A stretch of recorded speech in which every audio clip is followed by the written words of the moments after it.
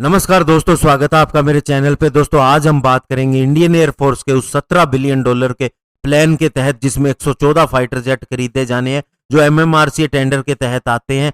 तो दोस्तों इसके ऊपर क्या नई कोशिश जारी है और क्या इसका प्लान हो सकता है, इसी के ऊपर बात करेंगे। चलिए दोस्तों शुरू करते हैं। तो दोस्तों इंडियन एयरफोर्स के एक सीनियर ऑफिशियल ने कहा कि इंडिया का जो प्लान है 114 medium weight multi role fighter jet को लाने का और इसकी टेक्नोलॉजी ट्रांसफर करवाने का, ये प्लान अभी भी अलाइव है। इसकी कॉस्ट 17 बिलियन डॉलर होगी। मेक इन इंडिया के तहत ये बनाया जाएगा, लेकिन कुछ एक इसके अंदर प्रयास करने और भी जारी है जिसके ऊपर हम काम कर रहे हैं। और सबसे बड़ी बात जो है इसको डिले करने के अंदर वो ये है कि इंडिया के अंदर एक ऐसी मैन्युफैक्चरिंग कैपेबिलिटी का बिल्ड करना बहुत जरूरी है इससे पहले कि हम इसकी डील करें। दोस्तों इंडियन एयरफोर्स के एक retired air marshal Daljit Singh ने कहा कि अभी जो है इंडिया वो ज्यादा काम कर रहा है अपनी कैपेबिलिटी को विकसित करने के ऊपर, ताकि वह हाईटेक सिस्टम को मैन्युफैक्चर कर सके।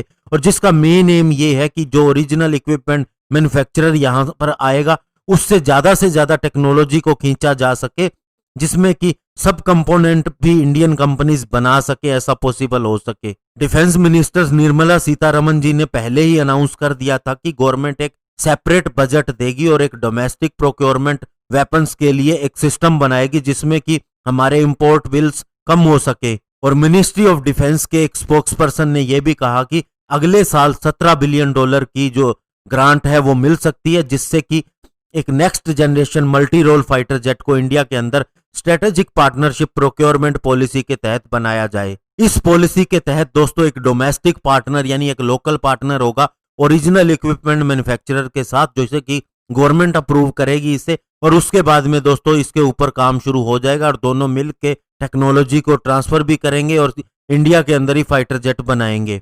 इससे पहले इंडिया के अंदर किसी भी प्राइवेट डिफेंस कंपनी ने कभी भी कोई फाइटर जेट प्रोग्राम के अंदर हिस्सा नहीं लिया, लेकिन अब बहुत सी प्राइवेट कंपनीज ने इसके अंदर इंटरेस्ट दिखाया, जिसके अंदर Tata advance system, Adani defence, Reliance defence, Mahindra defence और भारत फोर्ज लिमिटेड शामिल है। दोस्तों रिलायंस डिफेंस ने अभी एक जॉइंट वेंचर किया है दसाल्ट एविएशन के साथ में और ये राफेल फाइटर के कंपोनेंट बनाते हैं। और इसी तरह से दोस्तों टाटा एडवांस सिस्टम ने भी लॉकहीड मार्टिन के साथ एक डील की है जिसमें वह F-35 जॉइंट स्ट्राइक फाइटर के पार्ट्स बनाते हैं। और अडानी डिफेंस ने भी अनाउंस किया था कि वह स्वीडन की साब के साथ में ग्रिपन जेट के लिए पार्ट्स बनाएगा। इससे पहले दोस्तों 2018 के अंदर इंडियन गवर्नमेंट ने जो RFI भेजी थी फॉरेन ओरिजिनल इक्विपमेंट मैन्युफैक्चरर को, तो उसमें जो हमें रिस्पॉन्स आया था वो दोस्तों Boeing, Lockheed Martin, Dassault aviation, साब, एयरबस डिफेंस एंड स्पेस और रशियन एयरक्राफ्ट कॉरपोरेशन और सुखोई कंपनी से हमें मिला था। और इंडियन एयरफोर्स का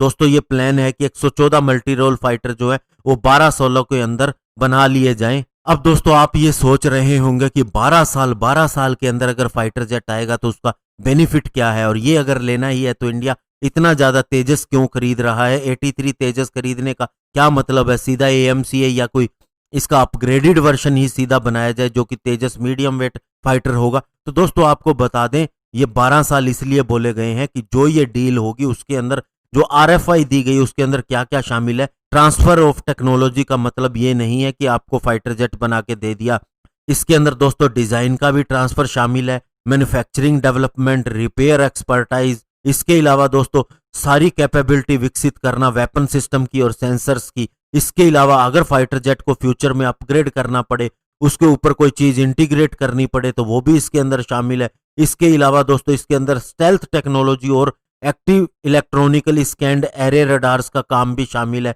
एवियोनिक्स और इलेक्ट्रॉनिक वारफेयर सिस्टम और इंजन्स भी इसके अंदर शामिल है। तो यही कारण है दोस्तों इसके अंदर इतना टाइम लग रहा है। और दोस्तों ये भी कहा जाता है कि इसके अंदर जो लोकली फाइटर जेट बनाए जाएंगे हमें आजादी होगी, हम किस तरह के sensor, electronic warfare equipment, avionics, weapon अपनी ऑपरेशनल रिक्वायरमेंट के हिसाब से लगाना चाहते हैं और हमें फ्यूचर के लिए भी फुल लॉजिस्टिक और अपग्रेड की सपोर्ट मिलेगी और किसी भी तरह की रेस्ट्रिक्शन नहीं होगी। लेकिन सबसे बड़ी बात है सिस्टम को इस तरह से ढालना पड़ेगा कि ये दोस्तों एक कॉमन प्लेटफॉर्म पे ना रहे कि हमने क्या लगाया है क्या नहीं। और दोस्तों इसमें यह भी कहा गया है कि जो ओरिजिनल इक्विपमेंट मैन्युफैक्चरर के पास प्रोप्राइटरी आइटम होती हैं वो उसी के कंट्रोल में रहेंगी, लेकिन फिर भी दोस्तों एक ऐसा इकोसिस्टम जरूर बनाना होगा कि सारी टेक्नोलॉजी जो है वो यहीं पर हमें मिल सके और फ्यूचर में हमें न देखना पड़े कि हमें इस चीज की जरूरत है। धन्यवाद। जय हिंद।